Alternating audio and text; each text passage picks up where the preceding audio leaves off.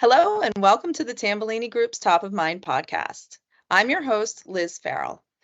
This month, we are talking about two related topics: technology career transitions and new types of technology-related roles emerging in higher education. We know that no matter how much anyone loves their job or workplace, it's inevitable that they will move on to a new role in a new institution at various points in their career. And this is especially true in higher education, where labor shortages and the widespread retirements of long-serving technology leaders have created so many opportunities in recent years for mid-career IT leaders to advance in their careers. And with so many institutions in the midst of adapting to a changing market, it's just as common to see new roles created in response to the evolving higher education landscape. Today, we are lucky to be joined by the ideal guest to discuss these opportunities from firsthand experience. We have Aisha Jackson, who serves as the Vice Chancellor of Information Technology at the University of California at Santa Cruz. Aisha has over 15 years of experience in management and leadership in higher education, IT, including her previous roles at the University of Colorado at Boulder and the University of West Indies, serving across 3 campuses in Barbados, Jamaica, and Trinidad and Tobago. So welcome, Aisha. Great to be here. Thanks for having me. Well, thank you so much for taking the time to join us today. I know you're so busy. You're in the throes of your first year and a big new role. So let's start off. I just want you to provide like a bit of background for our listeners. I mean, what's interesting here is I had initially approached you about being a featured guest for our Women in Technology series, and you had graciously agreed to do that. And then as I started looking a bit more into your career progression, I became intrigued with this pattern where you've been a pioneer in either taking on new roles or adopting to more recently created roles. And I definitely want us to talk about that, but I want to back up a bit and let's start with how did you get here? What was your education career like? Can you give our listeners a sense of your background? Absolutely. So I thought I wanted to be a teacher. I was very committed to the point that not only would I teach my dolls, but I would give them homework, do their homework, grade their homework, and then write notes home to their parents, which notes home to me essentially. I don't know what initially drew me to teaching. I suspect that it was because I loved and admired my teachers, and so I wanted to emulate them. But then as I got older, my interest solidified, based in part because of my brother. My younger brother, he has dyslexia. And I remember watching both he and my mom spend many frustrating hours at the dining room table working through his homework. And so I remember being motivated to help children like him navigate learning. So after graduating from high school, I went on to earn my first degree in a specialization to teach exceptional children. I went to a small college in St. Augustine, Florida called Flagler College. During my internship, I had the opportunity to observe my mentor teacher go through her own professional development. She is a reading specialist, I should say, came in from the district and modeled research-based teaching methods while my mentor teacher observed. She would also study, she'd read articles about the method and discuss the materials with the specialist. My mentor started practicing the methods with the specialist, and the specialist scaffolded. And over time, the specialist worked herself out of the classroom while my teacher took back over. I taught first grade for the rest of the school year, and then I quickly realized that I didn't love it. In retrospect, I should have given myself more time. I was the 4th teacher in this particular classroom, and so it wasn't the best conditions for me to come into as a new teacher. But at that time, I thought to myself, okay, you don't enjoy this. How might you pivot but still leverage the knowledge that you developed over 4 years of college? My mentor, Dr. Pace, had encouraged me to go on to pursue my master's degree. Remembering that, I started looking for programs to go into the next school year rather than return to teaching. After reviewing my options, I was most attracted to the Masters of Curriculum and Instruction in the University of Florida's College Okay. of Education, as it offered a specialization in educational technology and teacher education. In addition to my studies, I had the opportunity to teach in labs and to teach practicing teachers how to use technology as a part of some grant programs at UF. I completed my master's and started a PhD, and also met my husband. While we dated and we eventually got married, I completed my first 3 chapters of my dissertation and went as far to collect the data for a study that focused on how I might use reflective coaching to help pre-service teachers use technology in the classroom. While I was at UF, my husband, that I mentioned, he was a Fulbright scholar. That's how he was funded to come up and study at UF from Trinidad and Tobago. And as a part of that Fulbright fellowship, he had to return to his home country for a few years. And so as I was wrapping up my data collection, I started looking for a position because I knew that he would be leaving soon and I wanted to go with him. And so I found a position at the University of the West Indies, St. Augustine campus in Trinidad and Tobago, and I was hired on there. And so I left UF and actually didn't finish my PhD from there. I went on later on to get a doctorate, but didn't finish at UF.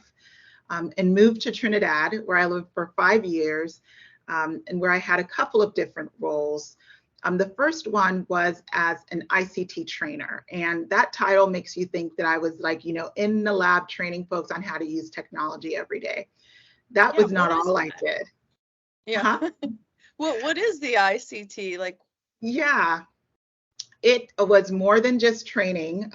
It involved me also not only helping people use the tools, but I also had the opportunity to run those tools and work with folks that ran those tools. So it was the first time in my career that I got to supervise a small technology team.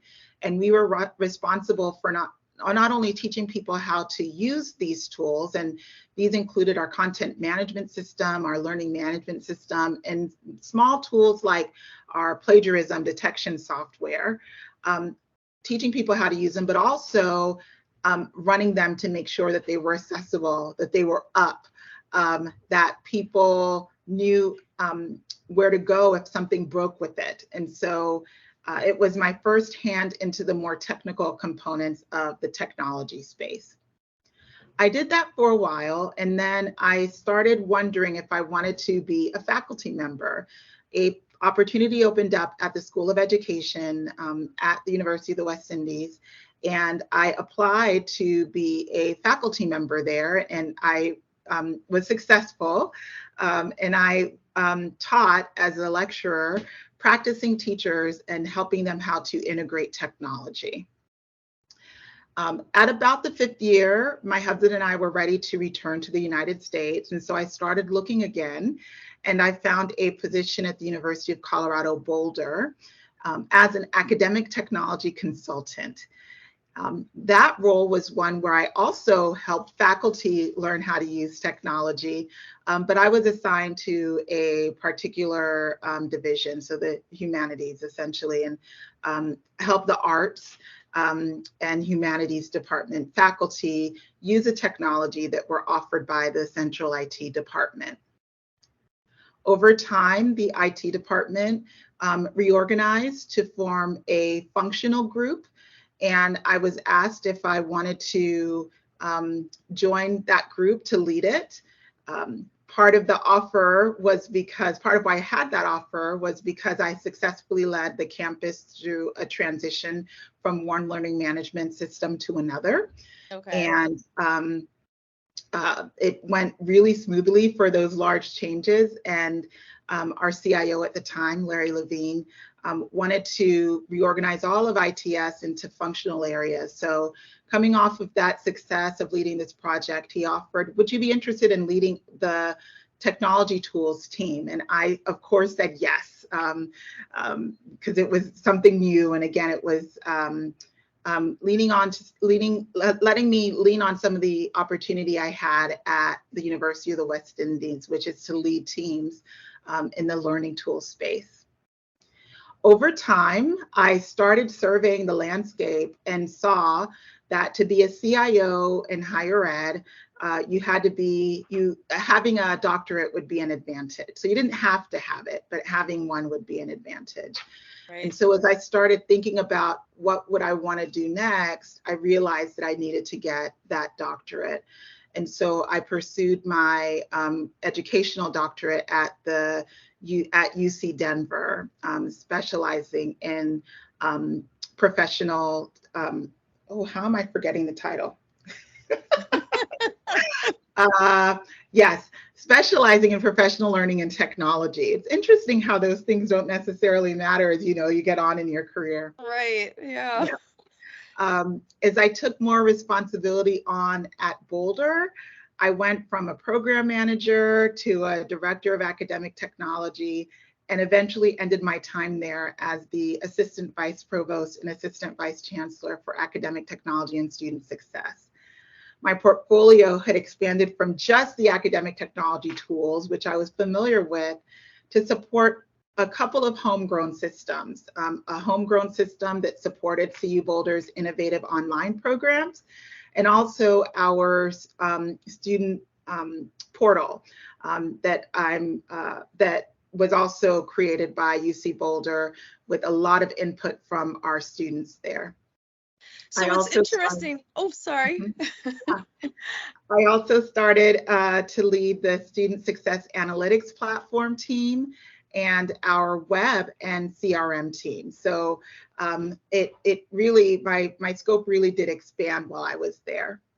So what I think is really interesting when you're talking about this most recent role you had at CU Boulder, there are the parts of it that are the academic technology side, the student success side.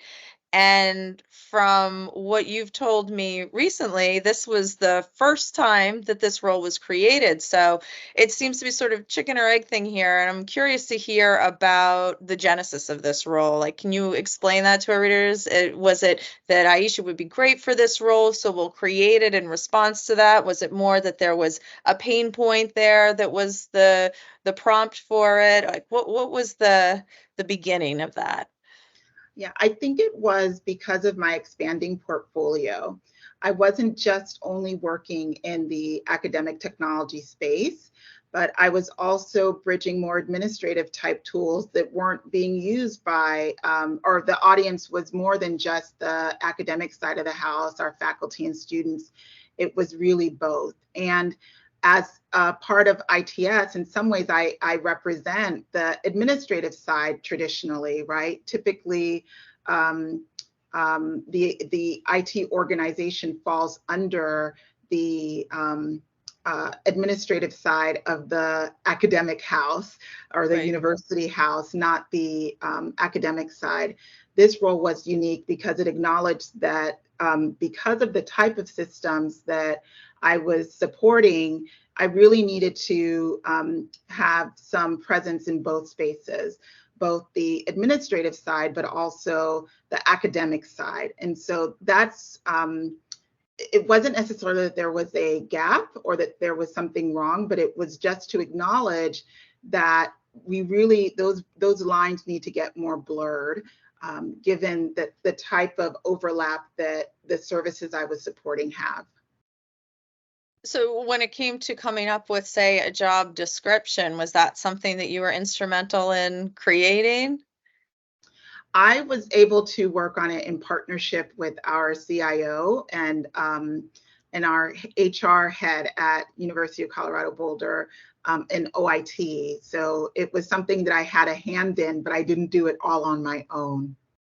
Got it. And did you find that there were anything like, were there concerns that this may be, too much in the student success realm and someone else owns that? Like, how do you navigate that part of it? Yeah, there were definitely conversations about roles and responsibilities, particularly we were going through some changes at Boulder in our with our Office of Data Analytics, and some change in leadership there. And so there was some conversations, particularly in the student success analytics space, and for the tool that I mentioned, the homegrown tool that we use for our online programs, whose tool is this, right? And so eventually, right before I left, we decided that the student success analytics space wouldn't move forward. It wouldn't continue in this position. And we were transitioning away from the tool that we were using, and our Office of Data Analytics was taking over the technology components of the Student Success Analytics service. So that was moving out. And with respect to the tool that we used that was for our online programs, we were still in discussion about roles and responsibilities there. It was in production already, but was also still very much under development. And so it was a conversation with the registrar's office and with our head of online education for the three of us to work together closely to figure out what the future might look like. But while I was there, it was still something in my ear, and we were just trying to figure out, how do we help our teams work together well? That's interesting to hear too, that it sounded like it was a very important sort of bridge role to have at that juncture, as we're seeing all that analytics stuff become so central to everything an institution does. Absolutely, absolutely. And I would say, as I think about other questions that you shared with me that we might get to, it's helpful to be flexible and knowing that some things may go away, and not all things may belong in the central IT location, especially just based on the maturity of the campus that you're working at, right? At Boulder, our Office of Data Analytics was maturing to a point where it didn't make sense for the Student Success Analytics service to continue as a part of IT, but there may be other organizations that aren't there yet, and it very well may need to be there.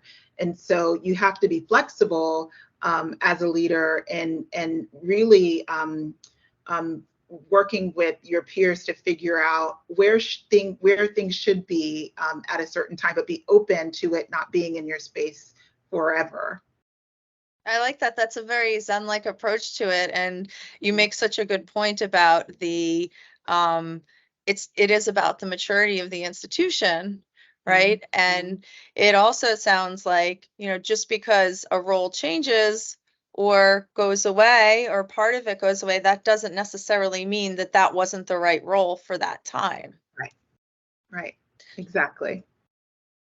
So let's talk about your current role a bit. At University of California, Santa Cruz, you are the Vice Chancellor of Information Technology. And as you had mentioned to me, that's a job that sits at the cabinet level. Your predecessor was instrumental, you had said, in transitioning that role from just being a purely CIO role to this other role to reflect the additional, political sway and influence that one should have in that role. And there was a story I read announcing your arrival, and it described your current position as it was created to ensure the continued advancement of campus technology and service to both faculty and students. That sounds to me like a pretty straightforward definition, but I'd love to hear in your words sort of what this role is like, what you do in it. Yeah, so I've been here 9 months, and I think about my responsibility as using technology to support the academic and research mission, but also supporting the administrative units that are also supporting that mission. There's a lot of variety in my work right now, and sometimes I feel like I'm drinking from the water hose because I am new, not only new to UCSC, but also a new CIO. And so things are evolving and changing, and in some ways I'm really enjoying it because I'm still learning, and I don't have necessarily a clear cadence right now with what my role looks like day to day, because it really is evolving as I learn more. As I thought about this question, I am going to lean on an article that I read this week. I am a new mentor for this fellowship program called the National Leadership Fellowship. I'm a new mentor in that program, and that this week the students in the program, or the learners, I should say, in the program, read an article that detailed key aspects and skills of IT leader in higher ed. And it described them, there's 10 things, and as a strategist, as a trusted advisor, as a visionary, as a relationship builder, a team builder, a coach, ambassador, change driver, promoter / persuader, and a master communicator. Oh, very easy, very easy. Yeah. And so when I think about my role and how it looks like day to day, I can really use those categories as a way to think about that question, right? I am discussing IT strategy with the Chancellor. I also am serving, I should say I'm creating IT strategy for my organization. But also for the campus. It's another level of scope than previous positions where I might have just been thinking about my area. I'm really thinking about ITS, but also the campus. How can IT be leveraged to support the campus mission, et cetera?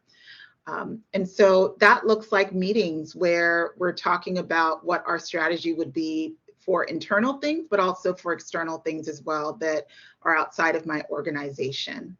I'm a trusted advisor, and so I'm partnering with our library and our Office of Research and our head of undergraduate education and other groups to figure out how we, as an example, are going to manage through new policy coming out of Washington that require all federally funded data to be publicly accessible. How are we going to navigate that space? Or how are we going to create a governance group to provide data governance for our new common data platform, and figuring out who the right folks need to be at the table, or whether or not we need to bring an external consultant in to help us navigate through that, et cetera. I'm always building relationships and doing so in a variety of different ways. I meet a colleague for walks, our head of HR, interim head of HR. She and I happen to work in the same building, and we relationship build over our walks, where we talk about the challenges that we're having and how we might help one another navigate those challenges. I'm building up my team, both the folks that report up through me, my direct reports, but also the whole organization, and helping my direct reports figure out how to coach their teams and what are the best ways for me to coach them in a way that that is most impactful for them, because all of them are different. I'm an ambassador. And so what that means for me in my role right now is that IT doesn't always do things well. And so sometimes I have to go and apologize and really figure out how we can extend olive branches so that we can heal some of the damage that IT has done, but also look at ways to ensure that that doesn't happen in the future.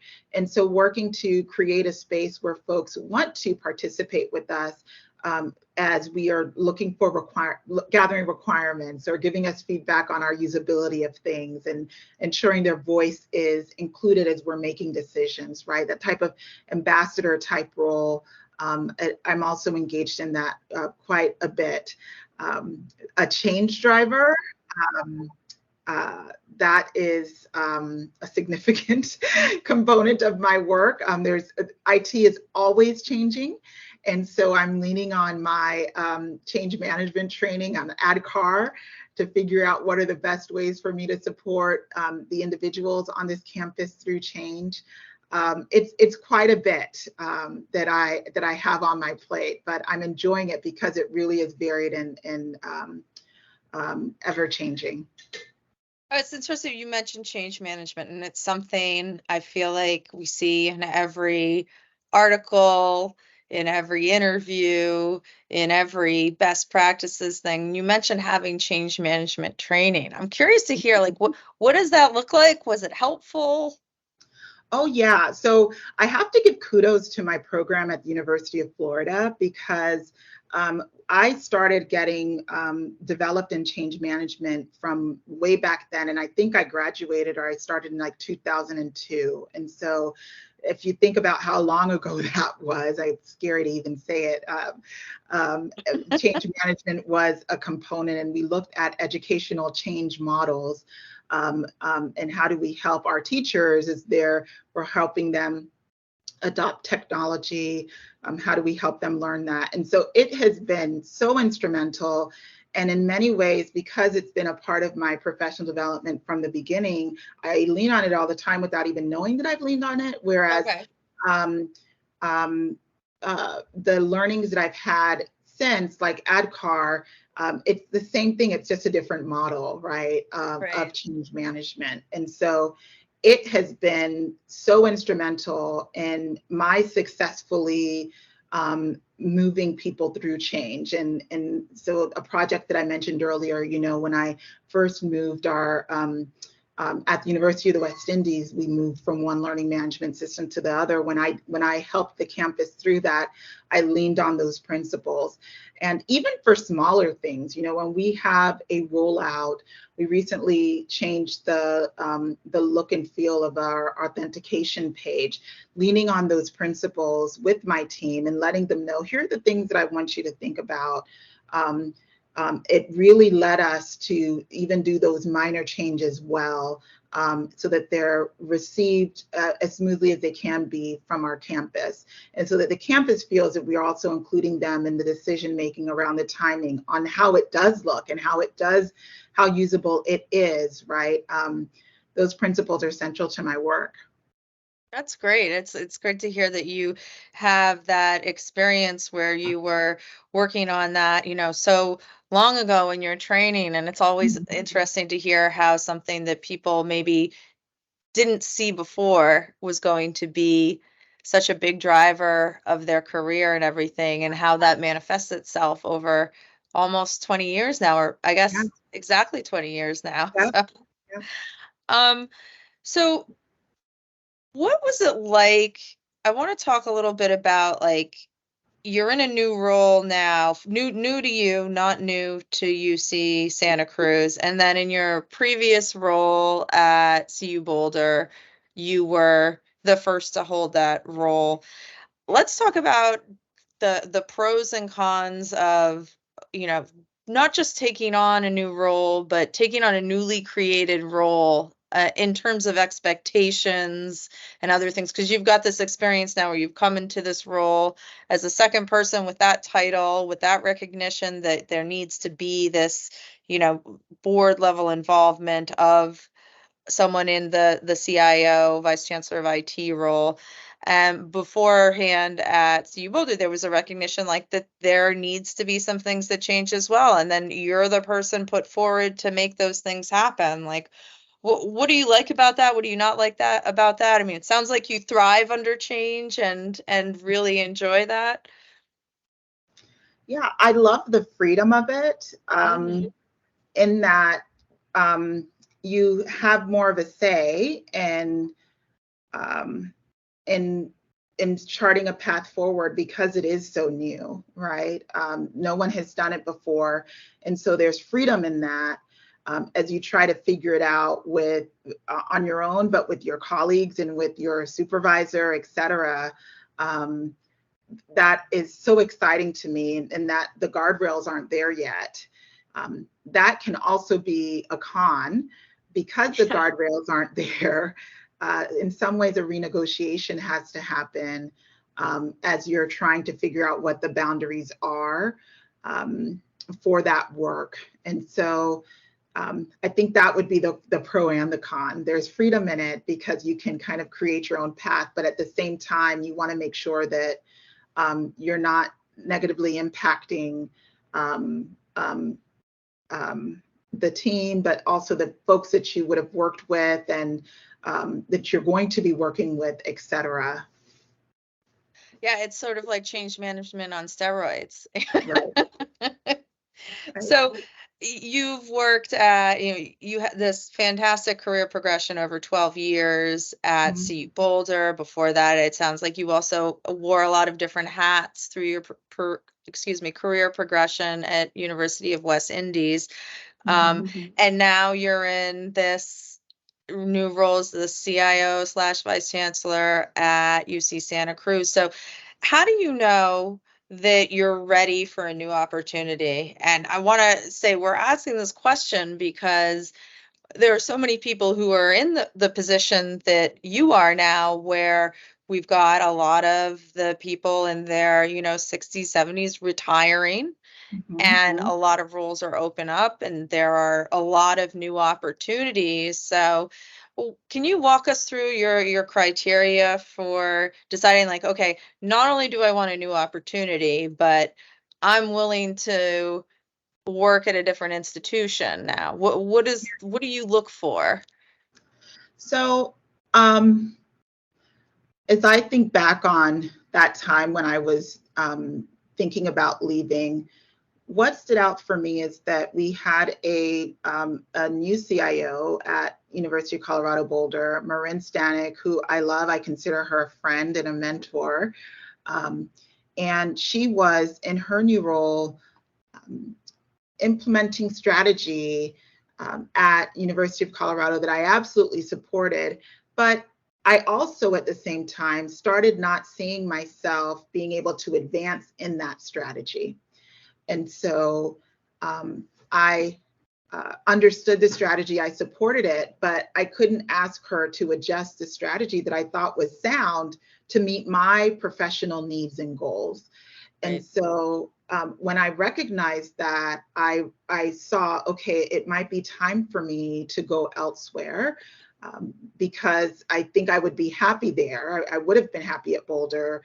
However, I wouldn't have been. I didn't see a clear path up there anymore, and so I had not started looking yet when a consulting firm, a hiring firm, reached out to me about the position at UC Santa Cruz. I had always wanted to live in California. Okay. I'm also very comfortable with moving. I moved to the Caribbean, right, for 5 years, and then to Colorado. And my dad was Army, so we moved every 3 years. So Oh. moving is, something that I'm very open to. And so when I saw the position, I wasn't scared about the move per se. It's just me and my husband as well. I think that also makes things a little bit easier. But I saw the opportunity. The size of the school was a little bit smaller than Boulder. I thought that I could have change on. I felt like my skills could be used at UC Santa Cruz. The team had been through a lot of change, and one of my strengths is putting structures and organization in place, and the team needed that. And so I thought about not only whether there was still opportunity for me at Boulder, but also what opportunity there would be for me at UC Santa Cruz to really have to make a change here, and to support the folks here. And so those were the criteria that I looked at when I thought about, okay, it's time for me to leave. It was really this, I felt like I was ready, but not really sure. I just knew I couldn't stay there if I wanted to advance, but also recognizing that with where I am now and my skills, I thought I could do a good job here at UC Santa Cruz. So it's interesting to hear two things there, like the role aligned and also always wanting to live in California, and luckily that role was there. So it doesn't sound like for you, given, your life situation, your experience moving and everything, the notion of moving somewhere else was going to be a big deal. But like, how much would you say location versus role plays a factor? Because I see faculty just move anywhere for a role Yeah. because whatever their specialty is, they can only be at certain places. And that's always amazed me. And I'm wondering, like, let's say a role like this came up in a place where, like, I'm not going to call out any states or any, like, a place where you think, oh, I'd never want to live there. Yeah. How do you balance those two things? Is that important for you to have a place that you're going to enjoy as a person, not just as a team member or team leader? Absolutely, absolutely. I could not imagine moving to certain places. It's because I believe in work-life balance, right? Right. And I'm not only going to be at work, I'm not only going to be at work, I have to be a part of a community. And I'm also bringing a spouse with me who has in some ways sacrificed some components of his career for me. And so given that, the location also has to work for him. And Right. so it's definitely a balance. This happened to be a really sweet spot where I thought we could do both, find a great location to live, but also have a clear spot to live as well, a great position as well. And so I think both are important, but I would weigh more on the location in some ways than I would on the position, because the position, you can you can influence it in ways that you can't once when you can influence it in ways that you can't influence a location, if that Right. makes sense. Yeah. No, that makes a lot of sense. I mean, I've Mhm. I've always wanted to live in California too. Like, Pretty say awesome. like, yeah, Santa Cruz is a really nice place. Not a hard transition to make. No, no, not at all. Um, so you've had this firsthand experience of not just like adjusting to new institutions, but in the US and different time zones, regions, but also being in a different country. And I'm curious to hear a little bit about, do you see overall similarities and differences between all institutions? Are there any glaring differences? What are the commonalities and what are the contrasts? Yeah. Um, it's a great question. So, culture is consistent across all of them. And by that, I mean the need to understand the various cultures. So the cultures themselves might be different, but they're important at each one. And so Okay. trying to figure out what the culture is has been consistent, even though those cultures are different. One other thing that has been consistent is the pace of Okay. higher ed. We move slowly, and that has been my experience in all three locations. Okay. That it's not a fast-paced culture. It is a culture that and I think it's important, so I'm not knocking it necessarily. We need to build consensus. We need to be very thoughtful. Um, and given the impact that the decisions we're making are having on our students and our faculty and the staff we support, I get that. And so that is one thing that's consistent. This being very careful about the timing of things and moving more slowly, and being okay with that. Um, the faculty voice and the need for faculty voice and presence is also, I would say, consistent across all of the organizations that I've worked with. Uh, I don't remember there being a huge academic senate or faculty senate type um, uh, construct at the University of the West Indies, but I also was in a different type of position. And so I don't know that I would have necessarily had the opportunity to engage with them, even though it's a smaller institution.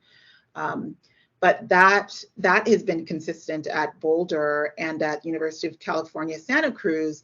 that there's a strong academic senate and faculty senate presence on our campus, and an interest in shared governance. And how does that look, and how do we ensure that faculty have a voice, and at the same time that we are not stepping on academic freedom as we navigate privacy and data, et cetera. So that has been consistent as well. I would say the politics are also, it's consistent but different on each campus too. Right.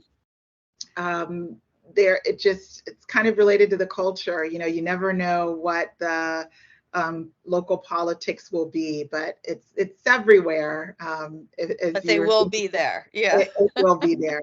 Yeah. So we've talked a little bit about your leadership style, and just to close us out, I wanted to hear some advice that you've received. You've talked about having some mentors and some colleagues that you bounce ideas off of everything. What is something that you would want to share with our listeners about that's really helped you in your career? Yeah, I think I'm going to share something that Jen Stringer, the CIO at UC Berkeley, shared with me that really has helped me in this role. And that is to just focus on one thing. Our plate, as a CIO, our plates are really full, and there are demands pulling us from all over the place. And so it can be really challenging to feel as though you can get all of the things done. And so while I might spend small attention on the various things, I really have set for myself a goal.